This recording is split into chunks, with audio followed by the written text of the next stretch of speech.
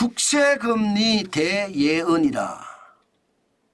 도널드 트럼프 대통령 된다.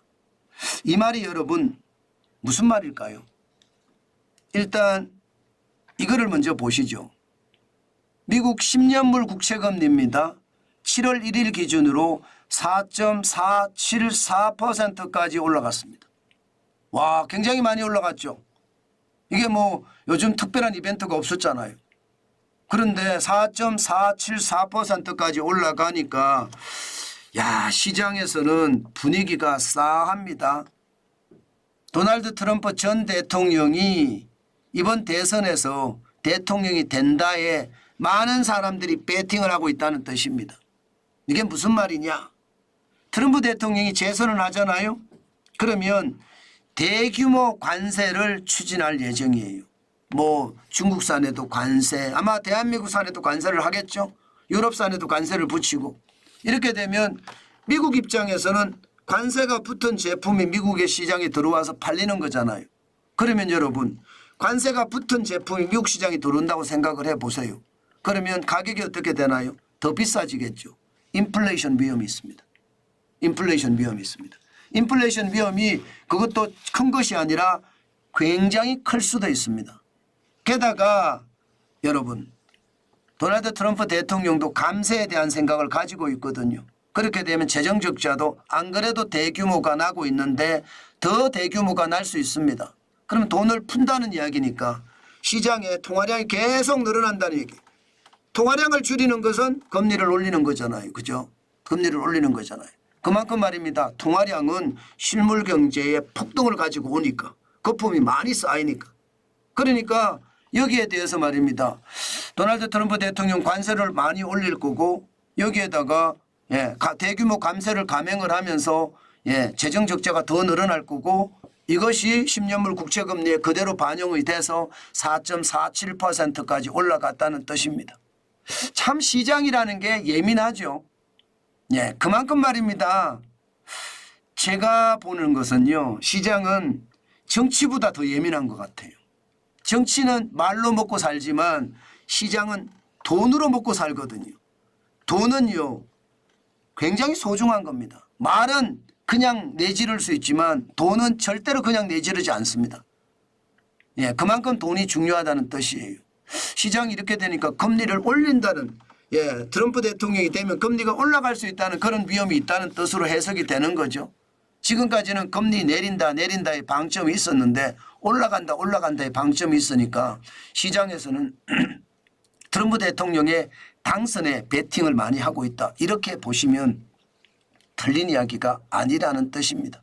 그런데 시장은요, 트럼프 대통령의 재선 당선 가능성에도 많이 배팅을 했지만요, 시장의 어떤 활성화에 대해서 배팅을 많이 했습니다.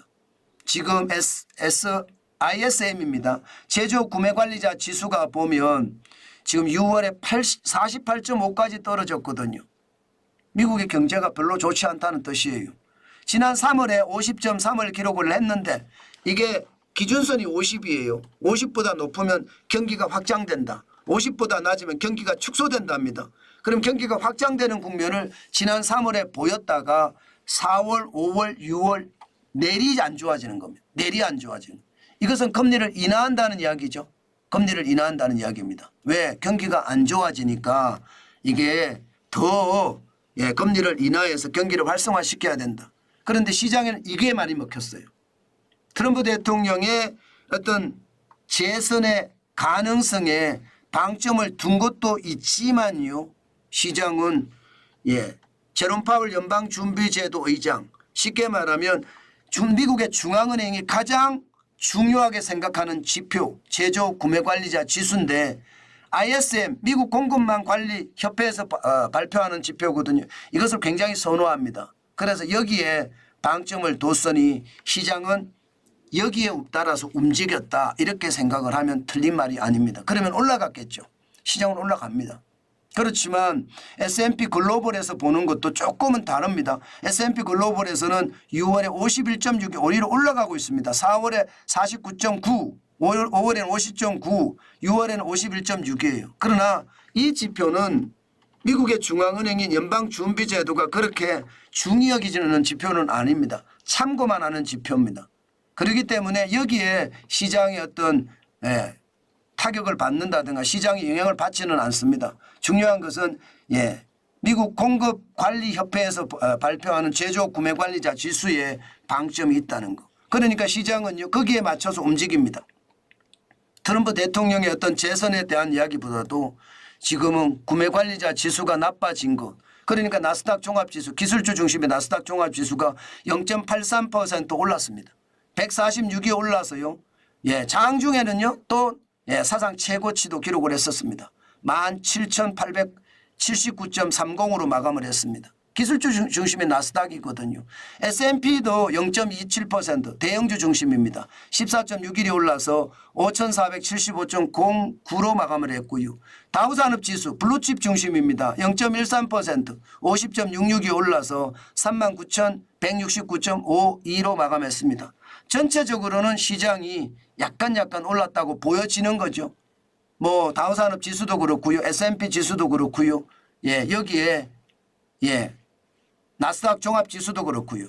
기본적으로는 말입니다. 제조 구매관리자 지수가 전월 대비 더 떨어졌다. 시장의 전망치보다 더 떨어졌다.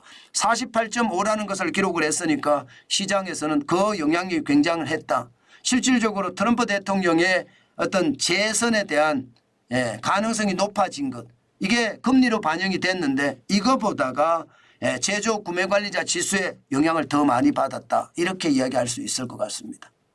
그러면 우리 시장은 어떻게 될까요? 우리 시장은 변동성은 똑같을 것 같아요. 늘 변동성이 크다는 것은 저는 보이는 거고요.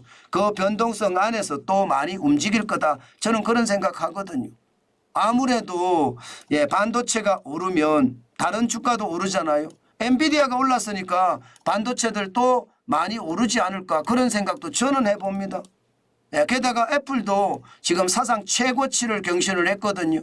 사상 최고치 애플이. 그러면 가전이나 아무래도 뭐 스마트폰이나 이쪽은 또 많이 오를 거 아니겠습니까?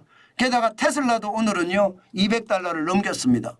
그렇게 생각을 하면 시장에서 오늘도 많이 올라가는 종목들이 많아지겠다. 그런 생각을 저는 하게 된다는 뜻입니다.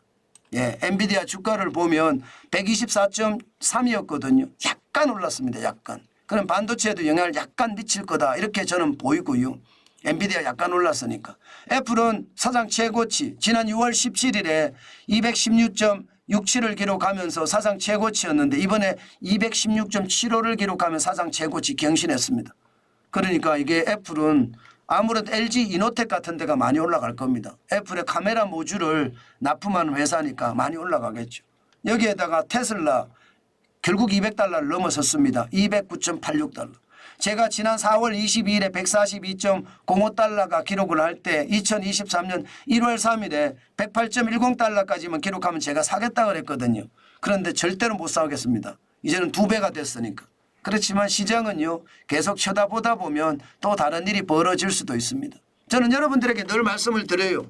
시장은 하루도 놓치지 않고 꼬박꼬박 챙겨봐야 됩니다. 시장이 계속 변화가 되거든요. 저는 그 변화의 목 굉장히 커진다고 생각합니다. 그렇기 때문에 여러분 시장은 계속해서 지켜보면서 우리 시장도 지켜봐야 됩니다. 미국 시장과 커플링 같이 움직이거든요.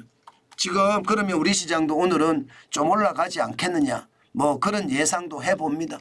물론 뭐 올라간다고 해서 여러분 이게 시장에 엄청난 파장이 온다 이렇게 생각은 하지 않아요. 그러나 올라간다는 자체가 시장의 분위기를 새롭게 만들어줄 수도 있으니까 여러분들도 조심하시면서 오늘 투자하는 거 잊지 말았으면 좋겠습니다.